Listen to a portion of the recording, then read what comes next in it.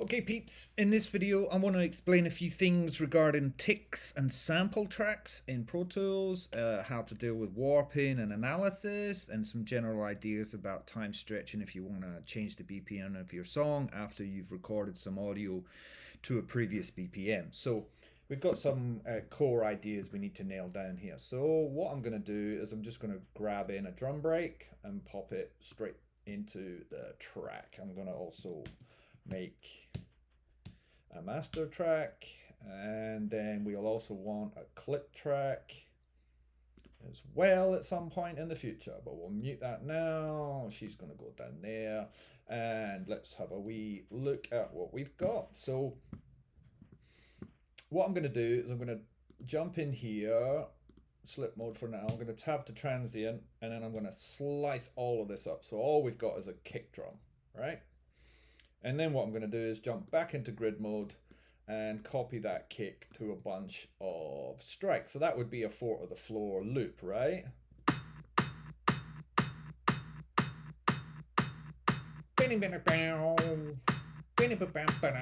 Excuse the audio. I wasn't on my regular rig, so I couldn't do some kinky routing with OBS.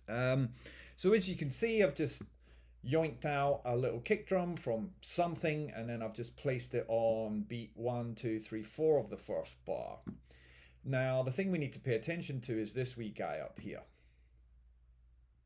So by default, most audio is in samples mode, and what that means is wherever it was recorded there is a sample per section, so it doesn't really care about timing, MIDI notes, beats or bars. It says I was recorded here and I'm going to stay here. So let's prove that claim. So if I come in here and I change the BPM of this to 100, you see that my beats and bars will move, right? Or let's go 200, let's go full crazy, enter. And now we can see that these have stayed exactly where they're recorded because they're in sample mode, but now my 4 beat bar is much quicker and much smaller in screen real estate because it's twice as fast as it was. If we go back to 100, we'll see that they're in exactly the same place, but now that should have been on beat 4, that should have been on beat 3, and so on and so on and so on. So this audio, rightly so, in this mode is not moving. Okay, cool. Let's undo all of that and get back to where we started.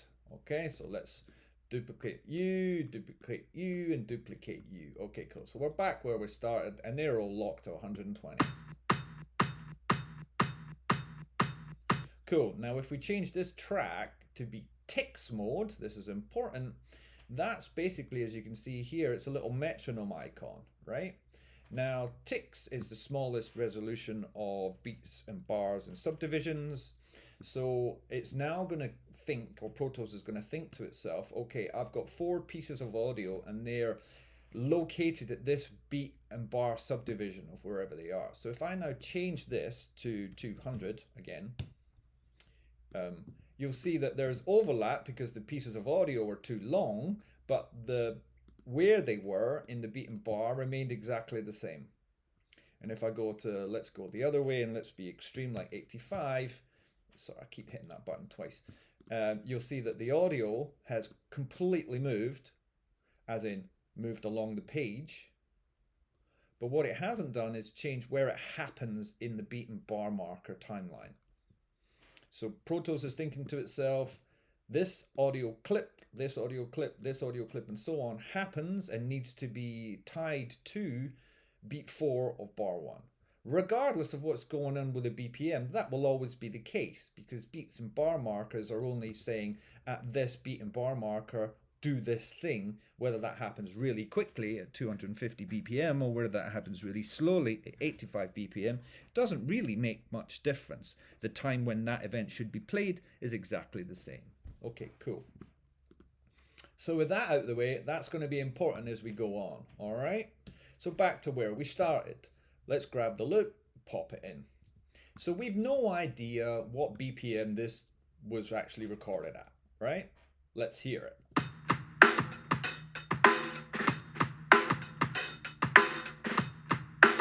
And we can see at the current marker, it's kind of going to 2, 4, and then it's ending here. So it could be a 2-bar loop, or it could be a 1-bar loop slower. What we could do is if we click into here and we hit the T key, we can actually tap the BPM, right? So if we've got that on loop and we've selected our clip, we can play it, let it rotate round.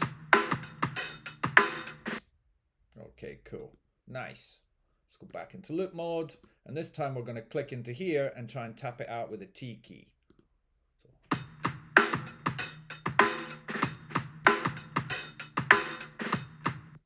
So what we're seeing is it's probably around 97-ish BPM. Okay, so we'll go back to 0 and we'll type in 97 BPM. Now this has changed to 97 and we can see we're not far off, but we don't really know what speed. We have no idea. So what we're going to try and do is compress this down to a BPM that works with it, right? So what we probably want to do is just squish this up to 3.1, and that will compress the entire group, the entire loop down, and we'll have 2 bars at around 97 BPM. So how do we do that? First things first, we want to go in and we want to make sure that warp and analysis is off, which it will be by default unless you've changed the preference. We're going to go in here and we're going to see that we have a bunch of algorithms to choose, and the one that we're bothered about is the rhythmic algorithm.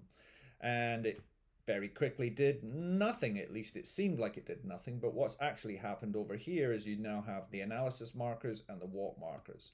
So the analysis markers are where the Pro Tools algorithm thinks an event happened that's probably important. And you can see that it's kind of hit each of the major transients along this way, right?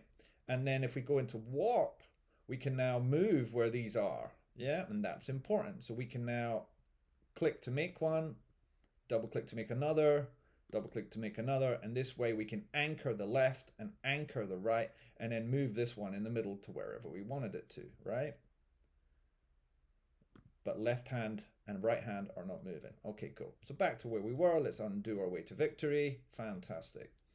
So what we're going to do is we're going to select the hand, and we're going to pick up this far right hand section, and we're just going to smush it into 3-1. Yeah? So now we've locked this groove, this loop, to be a 2-bar loop cycling around to 3-1. So if we turn our click track back on, they should be in reasonable sync together.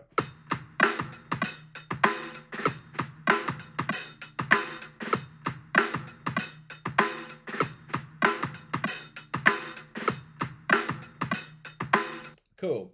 So reasonable sync, but if we want to be heavy-handed, we might want to quantize the audio events to be hard linked to the grid behind it, right?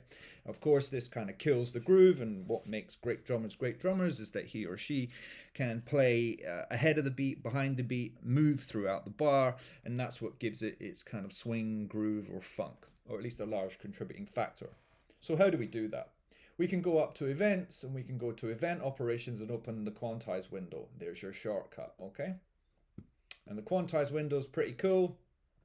The nice thing about Pro Tools is it's the same quantize window for anything you want to do. You just tell it which bits you're actually quantizing. And we're going to do elastic audio events rather than audio clips, but we can look at that later on.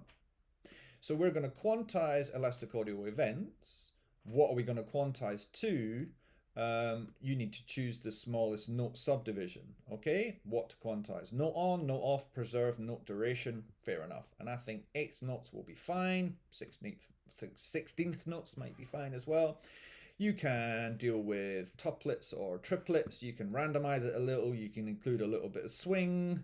You can exclude within. So like this hit that's just late, we might go, well, if anything's within 50% of the nearest beat and bar marker, leave it alone.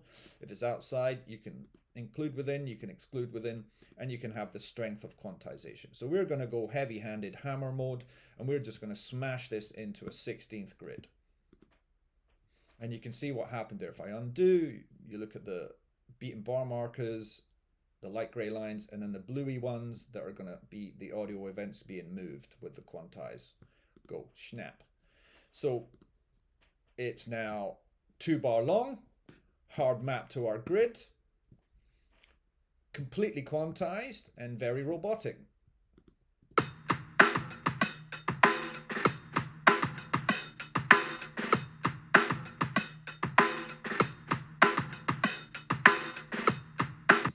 go. So it locks to the click, locks to the grid.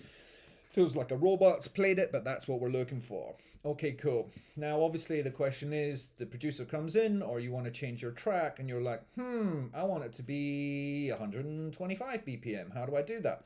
Come in, excuse me, 125 BPM, go, and nothing happened. The click track will follow, and the loop won't do anything. Ouch, timing headache. Okay, cool. Why is that? Well, it might be because we're back here again.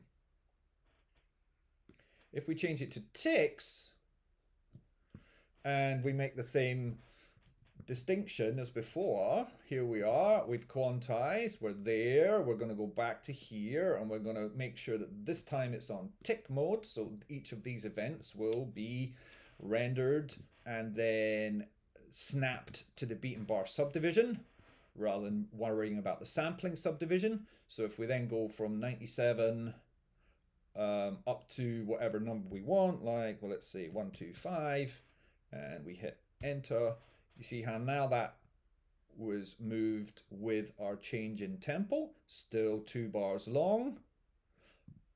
All the beat and bar markers are snapped, and this should play faster.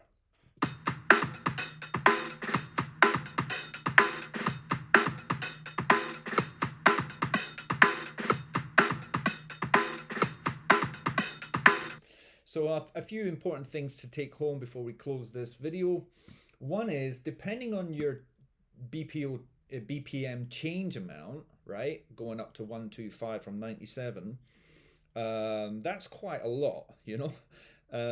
But if you want to go too crazy, then that's when you start to hear artifacts, and you'll hear the processing and the algorithm trade-offs between warping your audio and using Beat Detective to move your audio slices. They're not the same process.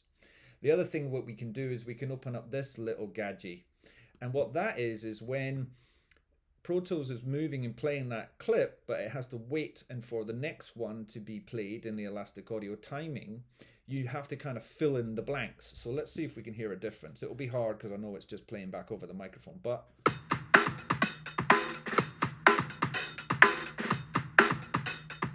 much tighter decay, much longer overlap. Now it doesn't seem to be doing too much, which is grand. So let's go up into kind of drum and bass zone, and we might hear some artifact in here. Oh, pretty good actually. I'm impressed.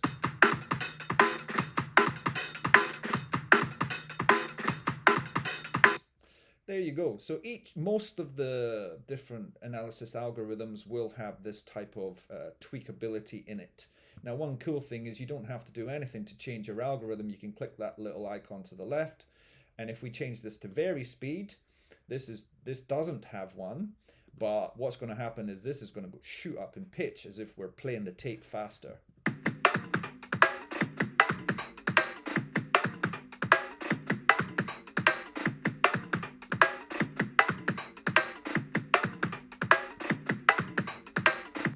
Interesting. So we can get creative, and likewise if we went back down to something else,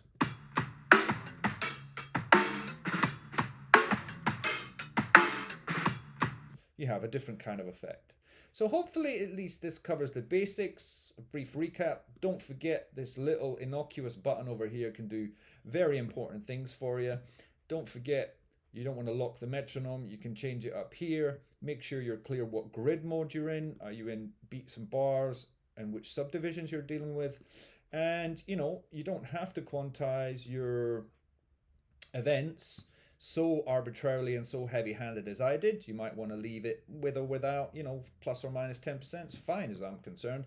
It's really up to you to use your ears. But remember, warping audio has artifacts depending on how far you warp. Beat Detective and slicing audio has different ones, but it's probably preferable most of the time. But try it for yourself and see. Bye-bye.